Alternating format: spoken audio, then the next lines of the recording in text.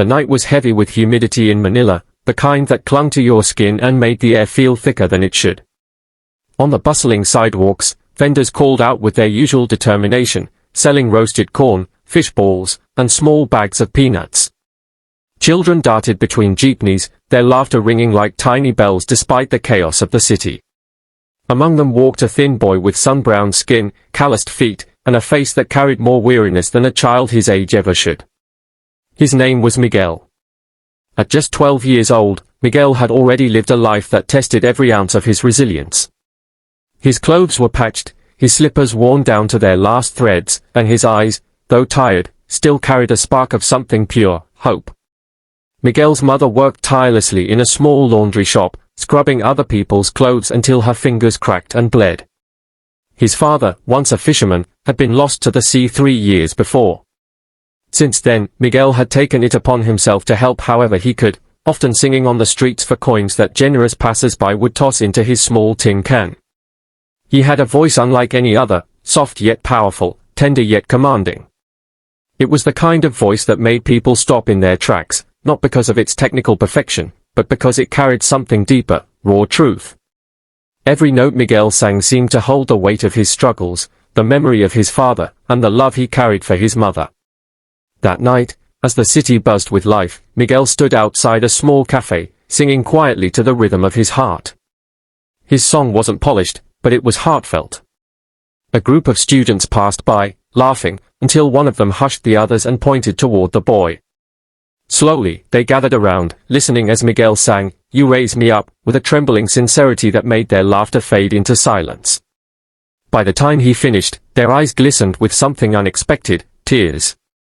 They dropped coins and bills into his can, patting his shoulder before leaving. Miguel bowed, whispering, "Salamat po," his gratitude spilling out in simple words. What Miguel didn't know was that inside the cafe sat a foreign woman, an American talent scout named Claire, who had come to Manila searching for new voices for an international singing competition. She had been scrolling through her phone when Miguel's voice filtered through the open window, cutting through the noise of the city. Something about that voice made her pause, made her chest tighten in a way music rarely did anymore. She turned, saw the frail boy standing barefoot, his tin can shaking with the weight of coins, and felt an ache she couldn't ignore. Without hesitation, she stepped outside and approached him. "Hi," she said softly, startling him. "That was beautiful. What's your name?" Miguel blinked, clutching his tin can protectively. "Miguel Po," he replied, his voice barely above a whisper. Claire knelt to meet his eyes. "Miguel, would you like a chance to sing on a bigger stage? To share your voice with the world?" The boy tilted his head, unsure whether she was serious or teasing. People often made promises they didn't keep, especially to children like him. But something in her eyes, kind, steady, genuine, told him she meant every word. After a long pause, Miguel nodded. Weeks later, with Claire's help, Miguel found himself in a world he never imagined, the grand stage of a televised international talent competition in the United States. It was a dream so wild, he often pinched himself backstage to make sure it was real. He had never been on an airplane before, never left the Philippines, and now he stood among contestants from around the globe, each dressed in expensive clothes, each backed by vocal coaches and choreographers. Miguel had none of that. All he carried with him was a plain white shirt, a pair of borrowed jeans, and the memory of his father singing lullabies by the shore. When his turn finally came, Miguel stepped onto the massive stage. The audience, thousands strong, watched curiously. The judges glanced at their notes, unimpressed at first by the sight of the shy, poorly dressed boy. But then, the music began. Miguel closed his eyes and let the first note escape his lips, shaky at first, then growing stronger with every breath. His voice filled the auditorium like sunlight breaking through storm clouds. He sang not with technique, but with his soul.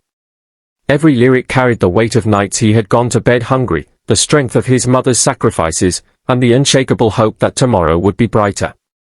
By the time he reached the chorus, the audience was on its feet. Judges leaned forward, eyes wide, their pens forgotten. The cameras zoomed in on Miguel's face, eyes shut, tears forming, hands gripping the microphone as though it was the only thing keeping him standing. And then, something unexpected happened. Midway through his performance, Miguel's voice cracked. The audience gasped. For a moment, silence hung heavy, threatening to swallow him whole. His mind raced. What if he failed? What if this was his only chance, and he ruined it? But then, from the corner of the stage, Claire stood up, her hand on her heart, mouthing the words, "You can do this." Miguel inhaled deeply, steadied himself, and sang again.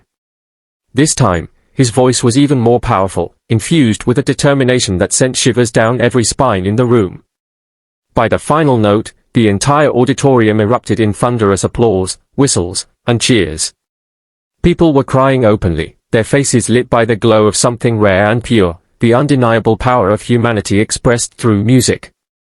One of the judges, a stern man known for his harsh critiques, stood up slowly, wiping his eyes. "Miguel," he said into the microphone, his voice trembling, "I have been in this business for decades. I have seen thousands of auditions. But never, not once, have I felt what I just felt. That wasn't just singing. That was truth. That was life. That was the voice of the human soul." And then, without hesitation, he slammed the golden buzzer. Golden confetti rained down, shimmering like blessings from heaven. Miguel fell to his knees, overwhelmed, tears streaming down his cheeks. The audience roared, chanting his name, while the judges rushed to the stage to embrace him. Claire, watching from backstage, wept silently, knowing that the world had just witnessed something extraordinary. But the story didn't end there. After the show aired, millions across the globe were touched by Miguel's performance. Social media exploded with clips of his audition, people calling him the boy with the voice of an angel. Donations poured in from strangers, enough to pull his family out of poverty, enough to give his mother a small shop of her own. Letters came from people who said his song gave them courage during their darkest days, proof that a single voice could heal wounds unseen. Perhaps the most moving moment came weeks later, when Miguel returned to the Philippines. He didn't move into a mansion or forget where he came from. Instead, he went straight to the small, crowded street where he once sang for coins. With cameras following, he stood barefoot once again and sang for the children who gathered around him. This time, though, there was no tin can, only open arms as he lifted the voices of the forgotten, reminding them that even the smallest spark of hope could light the darkest night. Miguel's story became more than a tale of talent. It was a reminder to the world that greatness doesn't come from wealth or status, but from the purity of the heart. A poor Filipino boy, once invisible to the world, had shaken a stage built for stars, and in doing so, he awakened something beautiful in everyone who heard him. And as Miguel often said in interviews, his smile humble and bright, "If my voice can remind even one person not to give up, then that is worth more than any trophy."